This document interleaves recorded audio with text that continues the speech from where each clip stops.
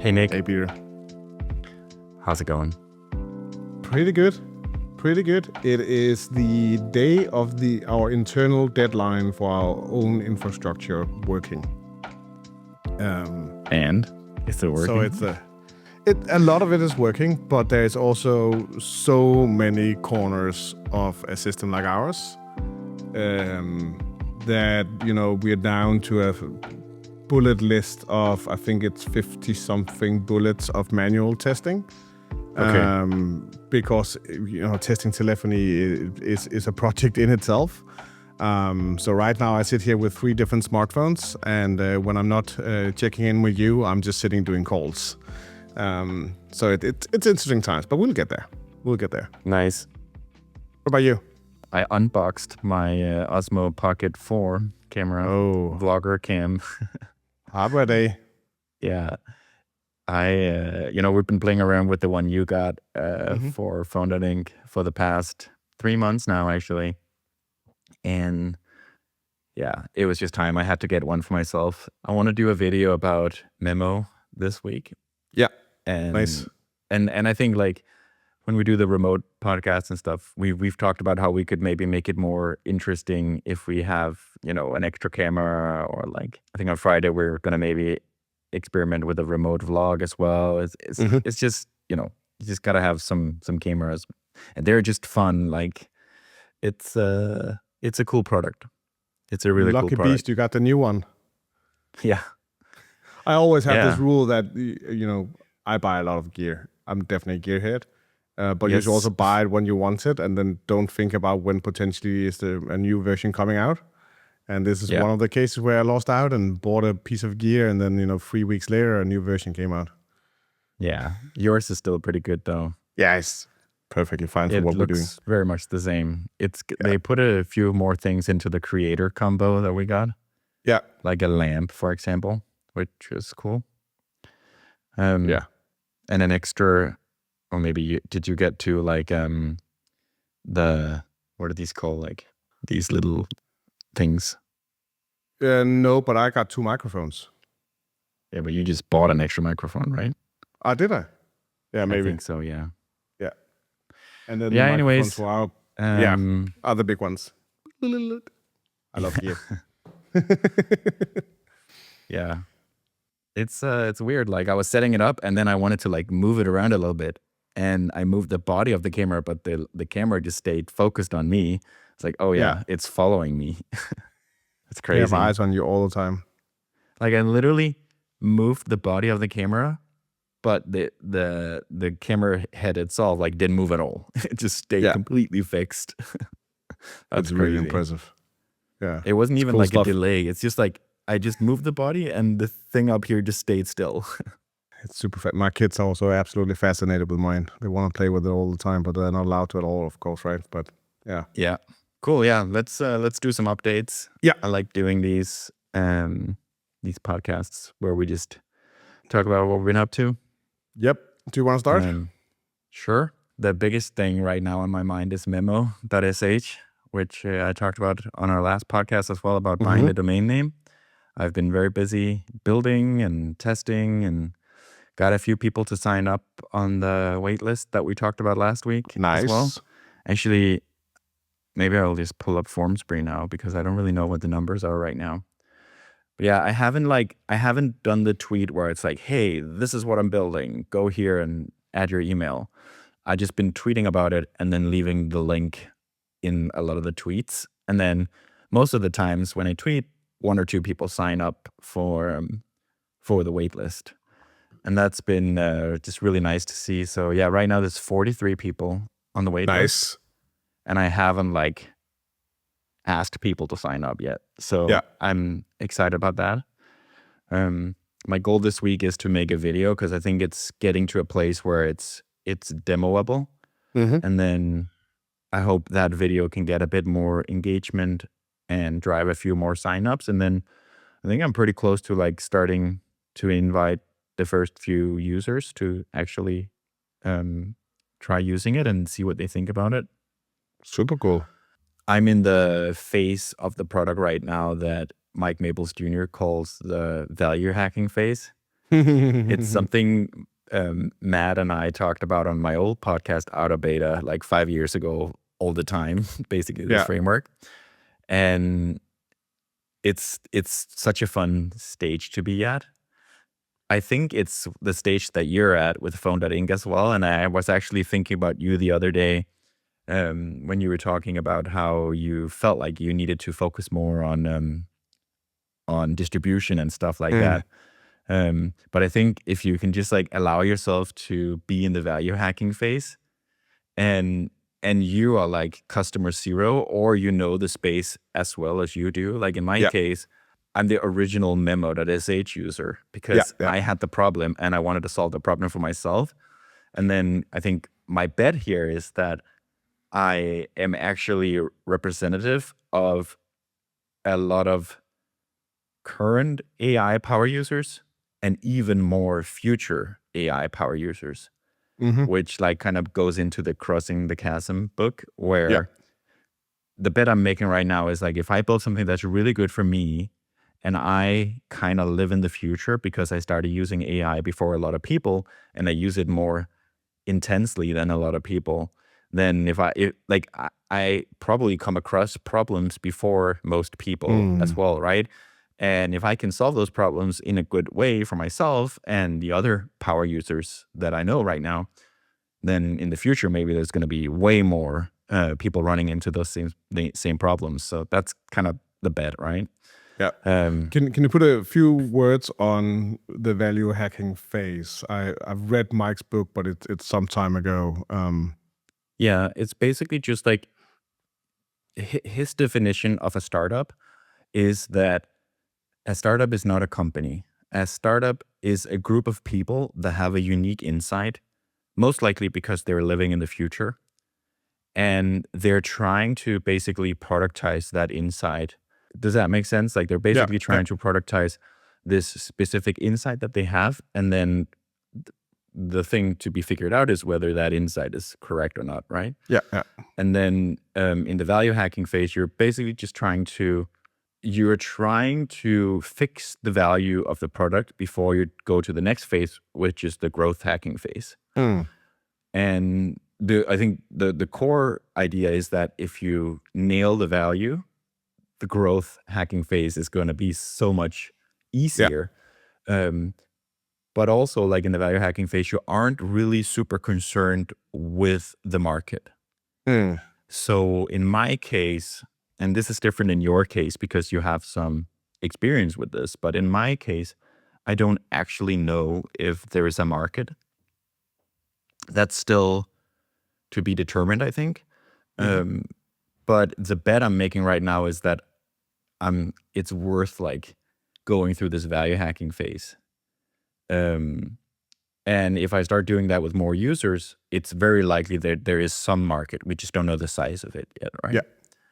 Is that described in Pattern Breakers, his book, or? This is something that he talked about way before Pattern Breakers.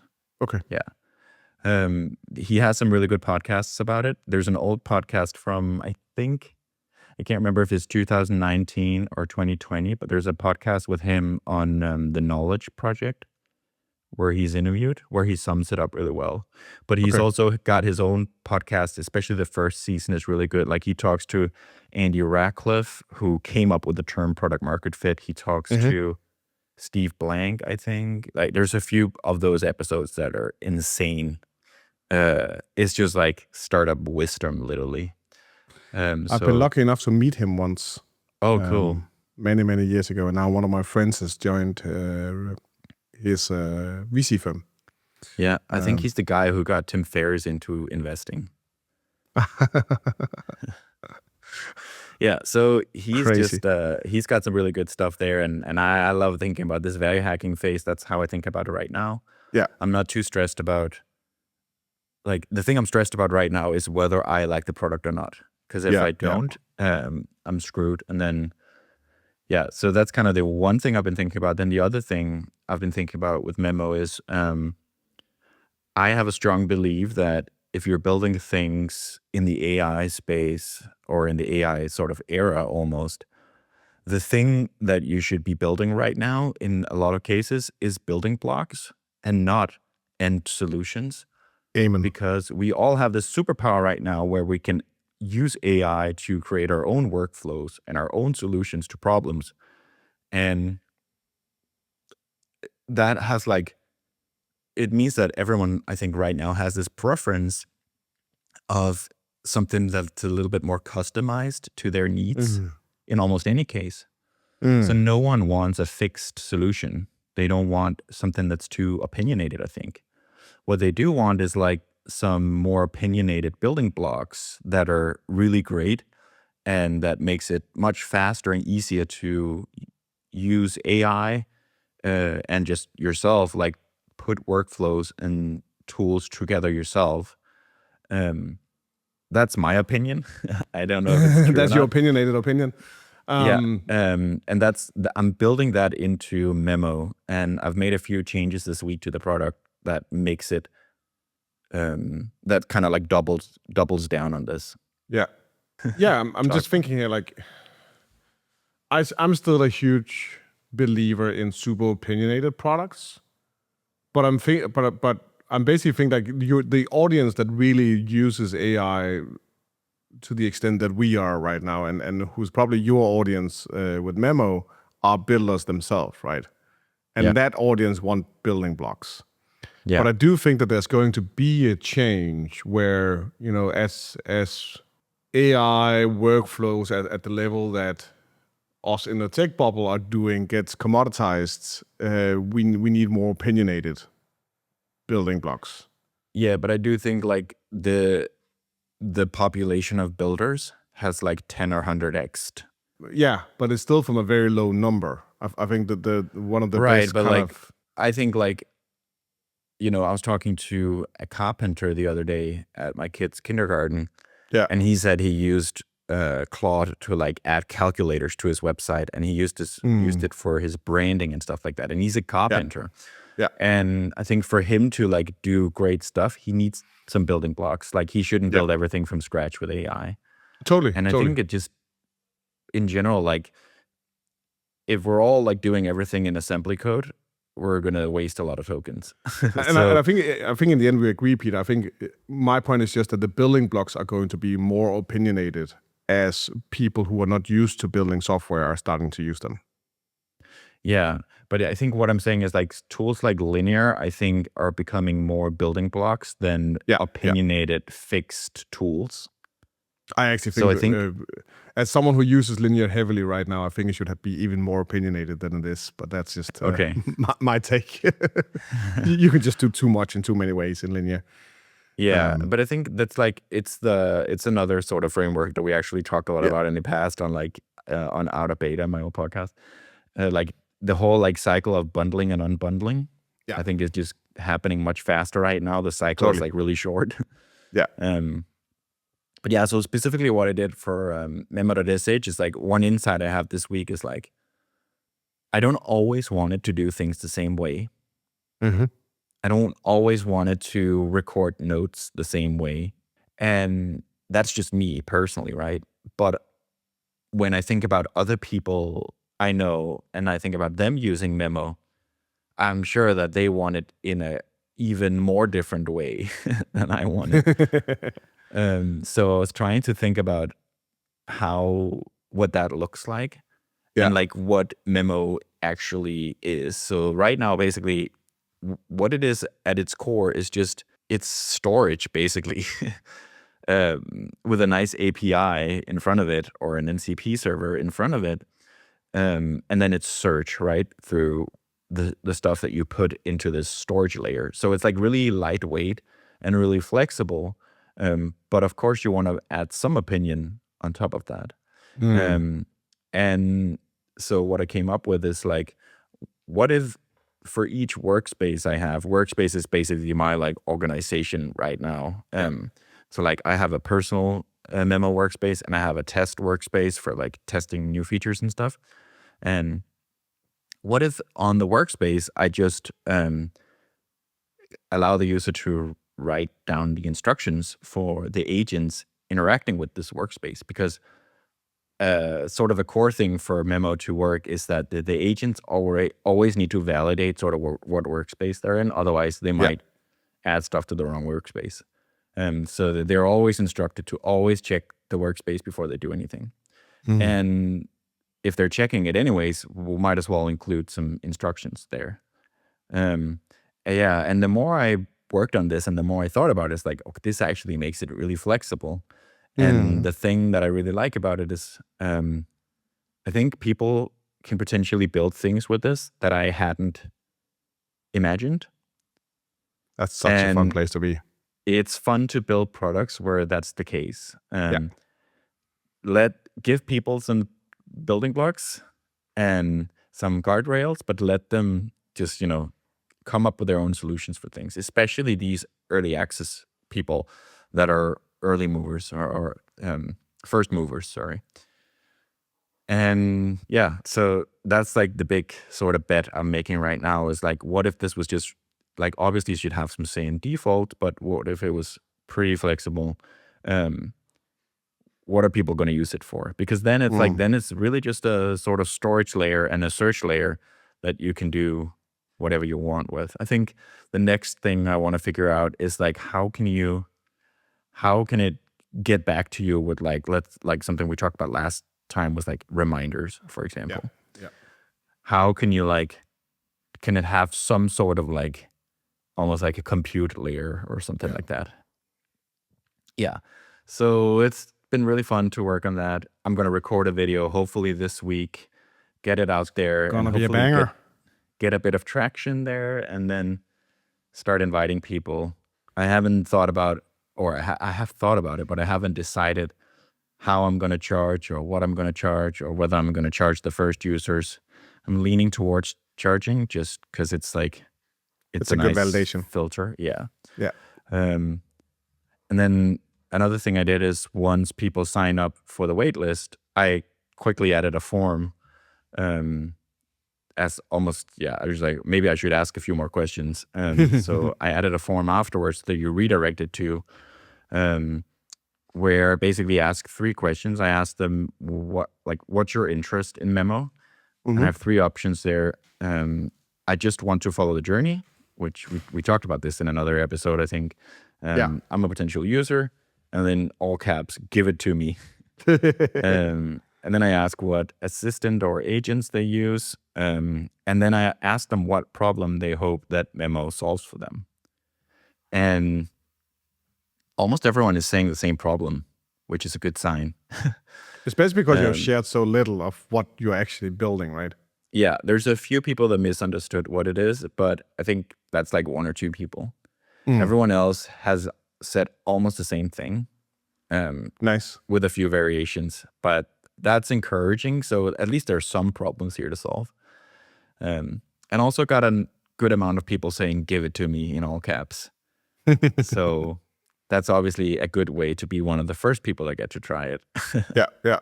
Fantastic. That's super cool. That's what I've been working on the Memo side. What are you planning for the video? Are you planning to spend a lot of energy on it, or are you just planning doing a quick and dirty demo video? I'm planning to do it quick and dirty, but like I think quick and dirty can be a little more polished now that I have the Osmo. So what I have it in my head right now is something with maybe me like walking in the forest, talking to Claude or something on my phone, and then going to my computer and then building something in Codex based on what I talked to Claude about. Are you using the editor? I don't think so, no. Maybe. Probably not. You should. I think, maybe I will. He's busy right now. I gave him a lot of work this week. Oh, yeah. And next week as well. That's a fun day. Cool. Yeah, so that's really fun. And I didn't really expect it to like take over like this, but it's really fun to work on. Is the most fun, man. It's really fun. And then just having people interested in it. It's like, I've never had this much interest in a product before. Before, is it more than Reform? Well, Reform, we pushed really hard. Okay. And then we obviously had an insane amount of interest for it when we launched it. But we also really like engineered that. Okay.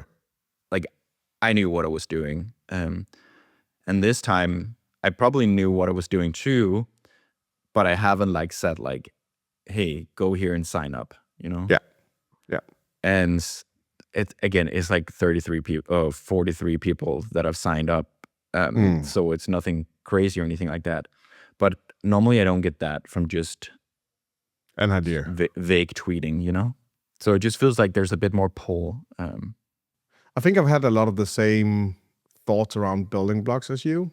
I think I've come to the realization that with Phone.inc, we have kind of almost two sides of it. One being the core phone features, and the rest being our AI processing of the calls and our ways to connect with the rest of the world. That being integrations to systems that you can pull in as context, but also just making all our data available for the rest of your stack, that being MCP servers, APIs, or webhooks, or whatever, right?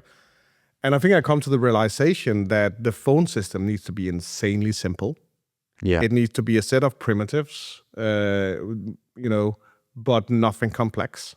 We should not build the next Aircall or Crow or some of the competitors that have made super advanced phone systems. But the other end of it should be fully open and super feature rich. Yeah, and when you say primitives, like to me, that's almost building blocks. Yeah, it's almost like building blocks, but it's the ability to have a phone call, to transfer it, to have a welcome message, like opening hours, like some of those things. And that is also exposed in our APIs and in the MCP and so on.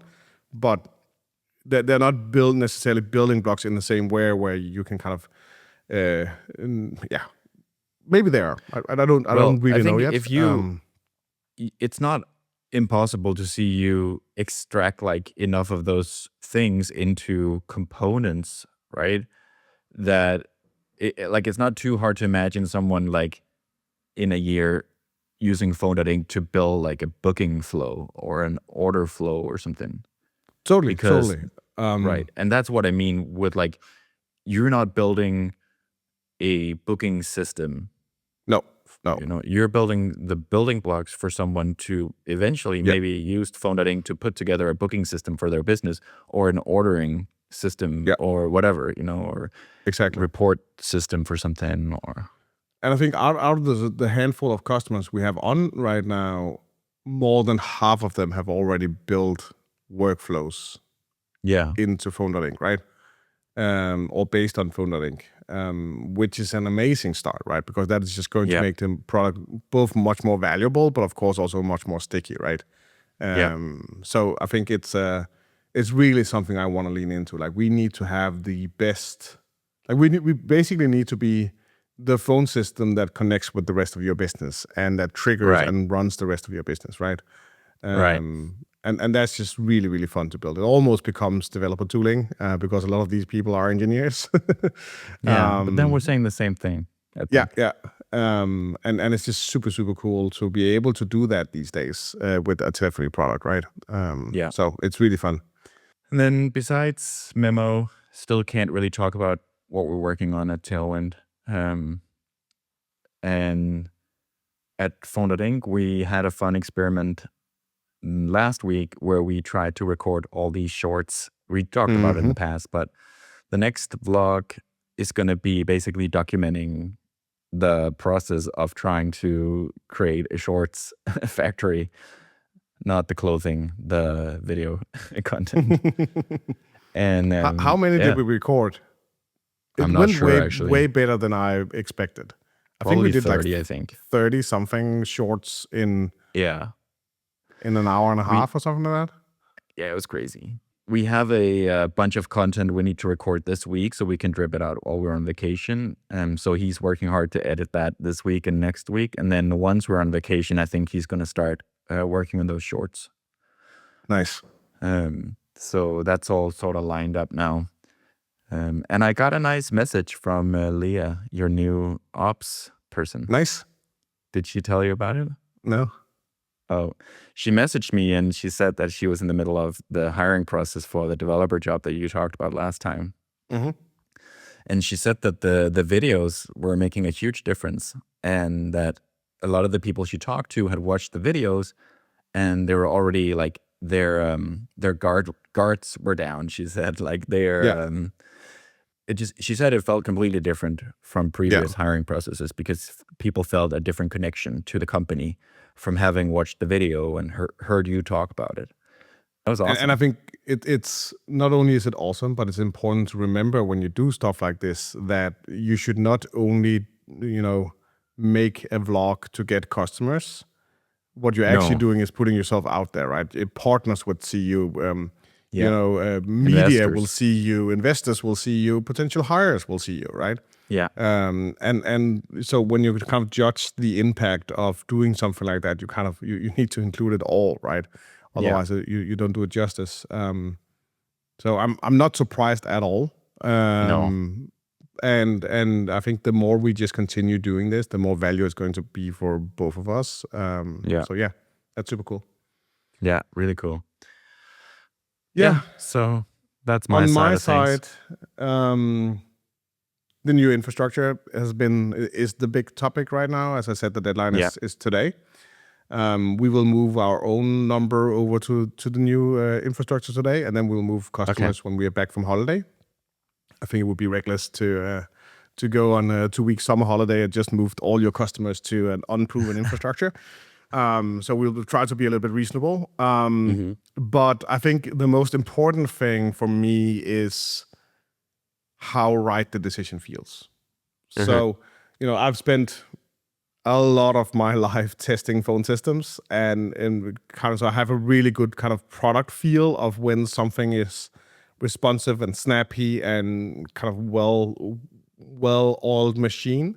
And there is a lot of ports in this machine. Like we have partners that gives us connectivity. We have our own routing, like telco layer. We have what's called a event socket layer that controls the telco layer, and then we have our backend, and yeah. So there's a lot of infrastructure in this, right?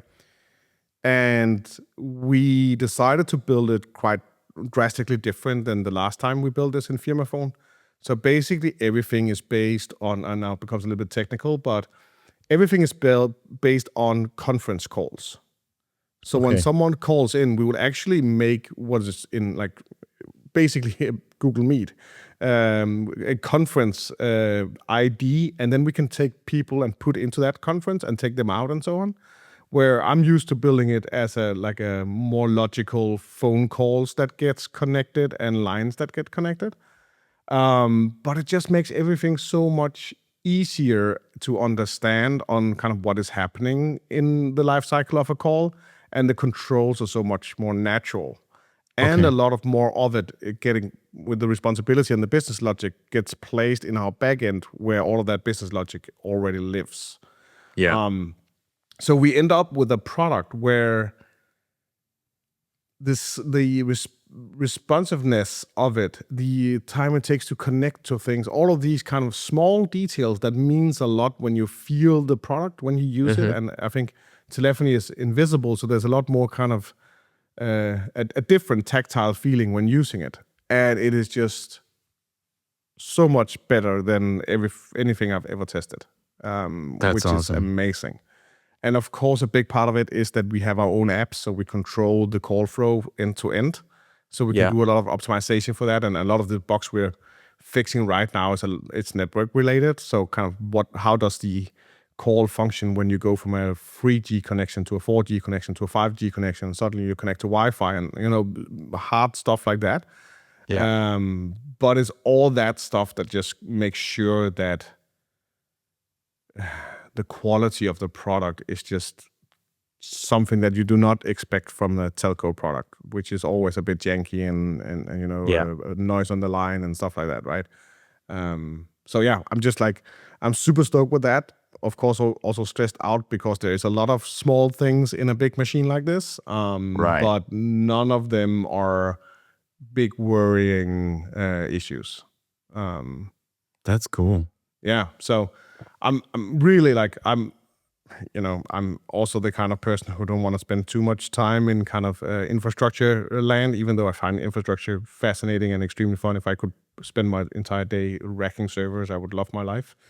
But I'm also kind of gearing up to get more customers on when I'm back from summer holiday and the new infrastructure is in production. And so I have a few more customer calls. I'm starting to take some of those calls and not just referring to the waitlist. And it's just amazing that every time you talk with someone, I had a call yesterday with someone who is at the limit of our ICP, right? They are probably bigger than what should use our product. But he's just like, Nicholas, this is exactly what I've been looking for. Like the approach with like the minimal phone system and the large integration platform. And he's like, he doesn't have an engineering background, but he has written 450,000 lines of code in the last 6 months with AI. So he's like so excited that suddenly the phone can be a part of his vocabulary and what he can build, right? And then it doesn't matter that we are not like the perfect enterprisey phone system for their company, because in the end, it's just a matter of getting a phone calls to the right people and then be able to do all the business processing on it afterwards, right? Building blocks, man. Yeah. So that is really, really exciting. And you're building a hard building block, It is a really, really hard building block.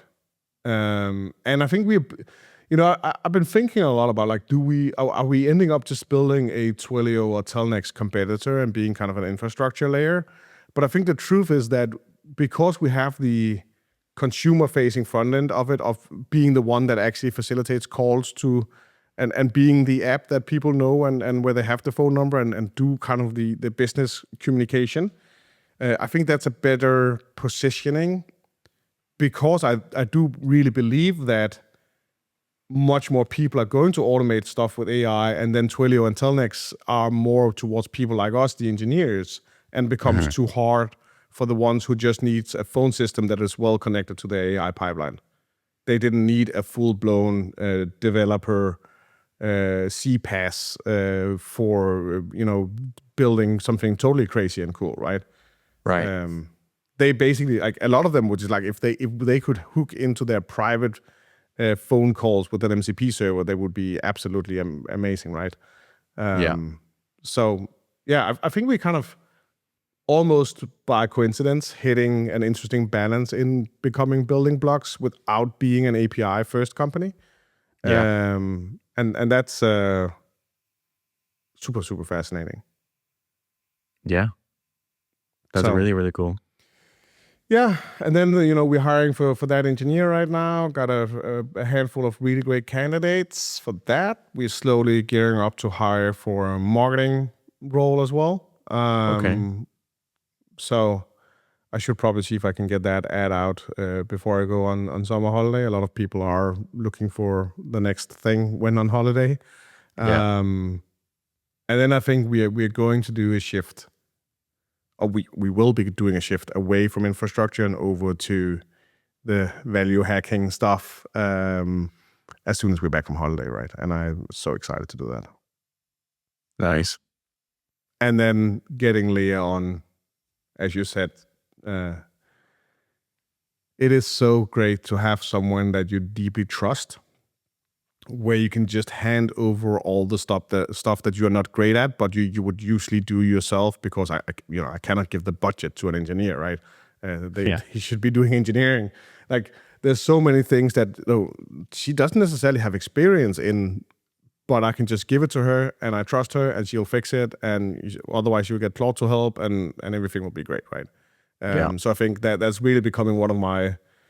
I think it will become a default advice from me to people who have raised the size of funding that we have raised is make sure that you get someone else to do the stuff that you're not great at as fast as possible. And that includes all the stuff that you would usually do yourself, but don't thrive at doing and are not great at, right? Because if you raise that amount of money, like your leverage is so high, like you should not waste your time on things that other people could do. And also the amount of admin work and so on is also higher, right? Yeah. You're spending more money, you have reporting to do, like all of these things. So it just makes total sense. Yeah. Makes a lot of sense, yeah. I think that's my update. It's a little bit short this week, but it's also just been infrastructure testing, doing calls. We're doing another podcast in 2 days. Hopefully we are then in production. Yeah, but I have an idea actually for that podcast. We're also finishing the vlog where you show me the new infrastructure. Nice. So hopefully you will be in production. Yeah. But for the podcast, I thought maybe we could bring a stack of books each. Because I did see a few people on Twitter ask for book recommendations before they were going on holidays. Yes. And we could bring our favorite business books or something like that. And then we could just show them and talk about why we like them. I've been wanting to do that episode for a long time. So yeah, that's a good episode. Now it's a perfect time. Do that. Perfect. Yeah. How many am I allowed to bring? I think we can just bring as many as we want. And then worst case, we'll just spend like 1 minute on each. Okay. Yeah. Yeah, that sounds good. Cool, man. I have a sales call now for the partner program. So better get ready close for it, that. man. You need a gong. For when I close the deal. Yes. Yeah, this is a little bit of a bigger one, I think. So I don't think I'm going to close it today. Come on, man. We sit next to in the co-working space. We're neighbors to a company who does AI insurance reviews for companies. Yeah. And they just like the day they launched, they just had, I think they're like 16, 20 young sales guys ready to do cold calls. Yeah, I've seen them. And they've all been like 6 to 12 months in the insurance industry already. So they're not kind of cold off their feet. They survived in that hardcore industry. Yeah. And now they're just selling this. I think it took them 2 weeks to get to $1 million US ARR just by cold calling. It's insane. And they have this huge gong and it's just going off all day. That's kind of annoying. I think it's uplifting. I want a bigger gong and I want it to sound more often. Yeah. So I just see it as motivation. Yeah, that makes sense. Cool, man. Good luck with the sales call. I'll be your virtual gong if you close it today. Good luck with all the deployments. Thanks a lot, man. See you. See ya. Hey.